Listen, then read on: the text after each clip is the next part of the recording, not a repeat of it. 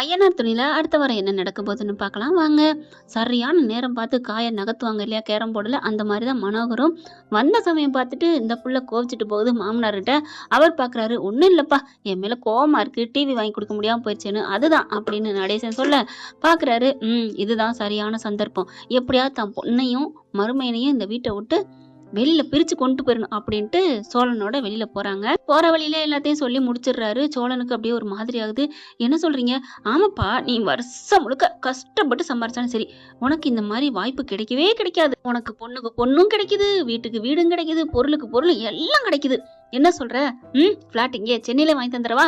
என் பொண்ணும் இங்கதான் இருக்கணும்னு ஆசைப்படுறா. என்னப்பா சொல்ற அப்படின்னு மனோகர் கேட்க, நான் சொல்றேன், வீட்டுக்கு போயிட்டு கேட்டு சொல்றேன், நிலா இதுக்கு சம்மதிக்க மாட்டாளே அப்படிங்கிறாங்க. சரி, நீ சொல்ற விதத்துல சொல்லணுங்க மாப்பிள்ள அப்படிங்கிறாங்க. சரிங்க மாமா அப்படின்ட்டு வீட்டுக்கு போறாங்க.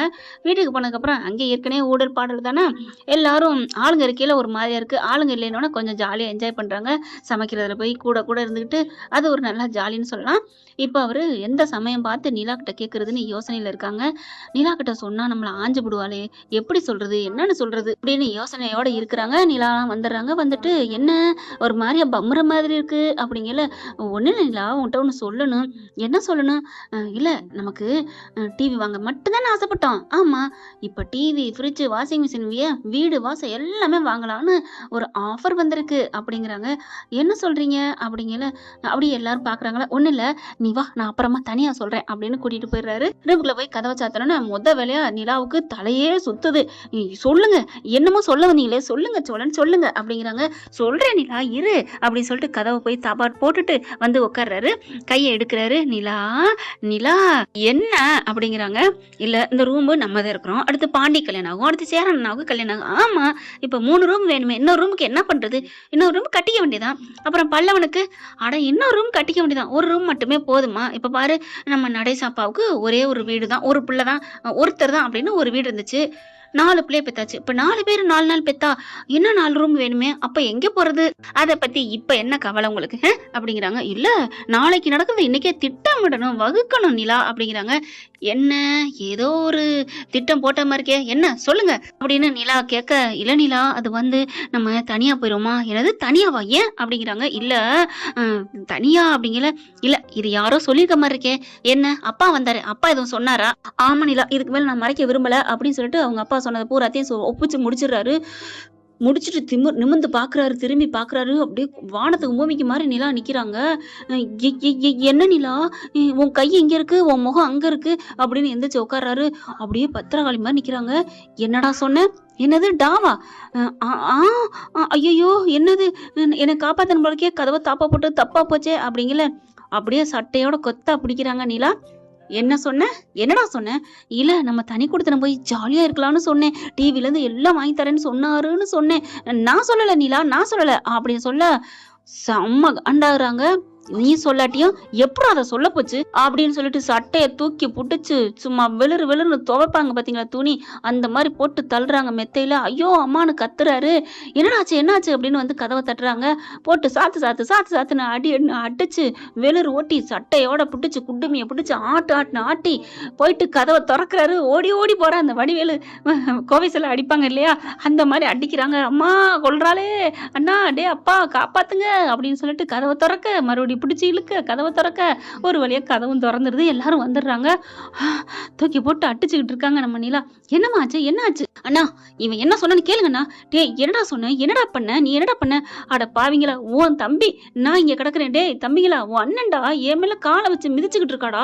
பாடுறா, கையில சூலாயுதம் மட்டும்தான்டா இல்ல, அப்படியே அம்மன் மாதிரியே இருக்காடா. புரிஞ்சு போச்சுடா, புரிஞ்சு போச்சு. அம்மனுக்கு கூழ் காய்ச்சி ஊத்தலைன்னா அம்மா வீட்டுக்குள்ள இறங்கிட்டா போல இருக்குடா. மகமாயி, நான் கூழ் காய்ச்சி ஊத்துறேன், உனக்கு நான் விரதம் இருக்கிறேன். சொல்ல வந்தது சொல்லாம என்னென்னத்த சொல்லிட்டு இருக்க, சொல்லுடா, ஏடா சொன்ன, சொல்லு சொல்லு.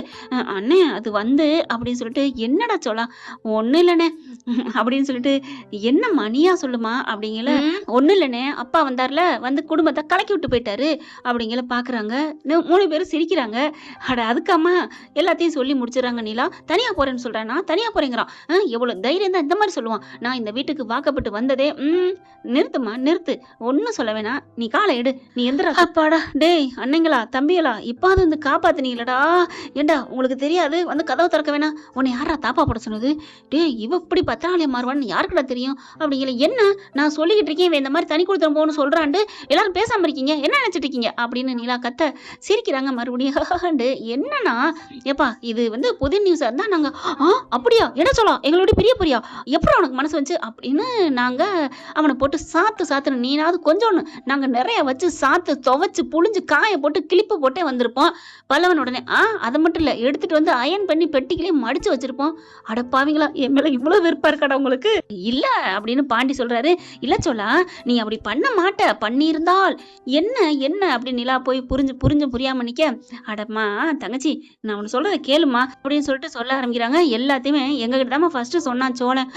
உங்ககிட்ட தான் சொன்னாரா? அப்ப ஏன் ஒண்ணுமோ உங்களுக்கு தெரியாத மாதிரி என்கிட்ட தனியா புதுசா சொல்ற மாதிரி வந்து கதவை சாத்திக்கிட்டு அது ஒரு ரூமுக்குள்ள வந்து சொன்னா அப்புறம் எப்படிமா நாங்க இப்படி ஒரு அதிர்ச்சி அடைவோம்? எல்லாத்தையும் என் தம்பி சொல்லிட்டாமா. என்னன்னா சொல்றீங்க? ஆமா அப்படிங்கிறாங்க. அப்படியே பாக்குறாங்க நிலா. அப்ப எல்லாருக்கும் தெரியுமா? அப்புறம் எப்படிமா நீ சொல்ல வேண்டியது? டே சொல்றா அப்படிங்கிறாங்க. ஆமா நிலா அப்படின்னு எங்க வீடு எங்க மக்கள் இந்த இது எல்லாத்தையும் ஆசைப்பட்டு தான் நீ என்னையவே ஆசைப்பட்ட. உலகத்திலே அதிசயமான பொண்ணுமா நீ. ஒண்ணு பிடிச்சவங்களை ஆசைப்பட்டு அதுக்கப்புறம் அந்த வீட்டுக்கு வந்து அந்த வீட்டுக்காரவங்கள பிடிக்கும். ஆனா நீ தான் என்னைய பிடிக்கிறதுக்கு பதில் எங்க எல்லாரையும் பிடிச்சி என்ன கட்டிக்கிட்ட என்னை ஏத்துக்கிட்ட. அப்படி இருக்கல இந்த வீட்டை விட்டு வானா நீ வருவியா? நான் அவ்வளவுதான் உன்னை நான் புரிஞ்சுக்கிட்டேனா? ஏன் நிலா உன் மனசு என்னன்னு அப்ப தெரியாட்டி இப்ப நல்லா தெரிஞ்சு போச்சு. இந்த வீடு உனக்கு உசுறு மாதிரி. உன் உசுரை பிரிச்சுட்டு நான் எடுத்துட்டு கூட்டிட்டு போவேனா? உங்க அப்பா சொர்க்கத்தையே கூட்டி கொண்டாந்து காமிச்சாலும் நான் போக மாட்டேன் நிலா. ஏன்டா அப்படி பண்ற? நான் போவேனா? நான் சும்மா உன்கிட்ட நடிச்சேன் தெரியுமா? நான் அப்பா எல்லாத்துட்டையுமே சொல்லிட்டேன்டா அப்படின்னு சொன்னோன்னு நிலாவுக்கு அழுக வருது. அப்போ நீங்க என்ன புரிஞ்சுக்கிட்டீங்களா சோழா? ஆமாண்டி அப்படின்னு ஓடி வந்து கட்டிக்கிறாங்க. இவங்க எல்லாரும் ஒரு மாதிரியா பாக்குறாங்க. சரி விடுங்க அப்படிங்கல. என்ன விடுங்க, அதான் முடிஞ்சு போச்சுல, எல்லாரும் கிளம்புங்க, நாங்க ஃபர்ஸ்ட் நைட் கொண்டாடணும். அட பாவி நாங்க கிளம்புறோம்டா அப்படின்னு எல்லாரும் போறாங்க. சும்மா இருங்க சோழா, இப்படி இல்லாம போட்டு கொடுக்கறது அப்படின்னு சொல்லிட்டு 2 பேரும் கட்டிக்கிறாங்க. செல்லமா அடிச்சுக்கிறாங்க. இந்த ஃப்ரெண்ட் இப்பெல்லாம் போனா நல்லா தானே இருக்கும். பார்க்கலாம் என்ன நடக்க போகுதுன்னு. இந்த பதிவு உங்களுக்கு பிடிச்சிருந்துச்சுன்னா உங்க பொண்ணான கையால ஒரு லைக்கை போட்டு சப்ஸ்கிரைப் பண்ணி ஆதரவு கொடுங்க. அன்புறவுகளே தேங்க்யூ. இந்த வீடியோ உங்களுக்கு பிடிச்சிருந்தா தயவு செய்து லைக் பண்ணுங்க. இன்னும் அப்டேட்ஸ்க்காக சேனலை சப்ஸ்கிரைப் பண்ண மறக்காதீங்க. நம்ம கிட்ட இருக்க எல்லா சேனல்ஸோட லேட்டஸ்ட் வீடியோ அப்டேட்ஸ்க்காக மேல ரைட் சைடுல காட்டுற லிங்கை கிளிக் பண்ணி வாட்ஸ்அப் குரூப்ல ஜாயின் பண்ணுங்க. உங்களிடம் விடைபெறுவது நான் உங்கள் மெஹர்.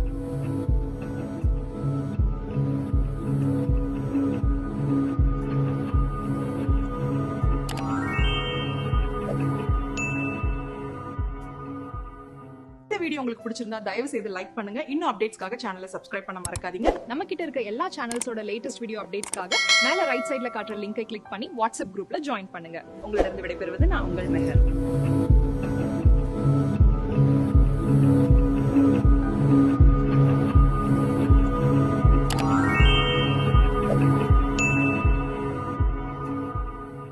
வீடியோ உங்களுக்கு பிடிச்சிருந்தா தயவு செய்து லைக் பண்ணுங்க. இன்னும் அப்டேட்ஸ்க்காக சேனலை சப்ஸ்கிரைப் பண்ண மறக்காதீங்க. நம்ம கிட்ட இருக்க எல்லா சேனல்ஸோட லேட்டஸ்ட் வீடியோ அப்டேட்ஸ்க்காக மேல ரைட் சைடுல காட்டுற லிங்கை கிளிக் பண்ணி வாட்ஸ்அப் குரூப்ல ஜாயின் பண்ணுங்க. உங்களிடம் விடைபெறுவது நான் உங்கள் மெஹர்.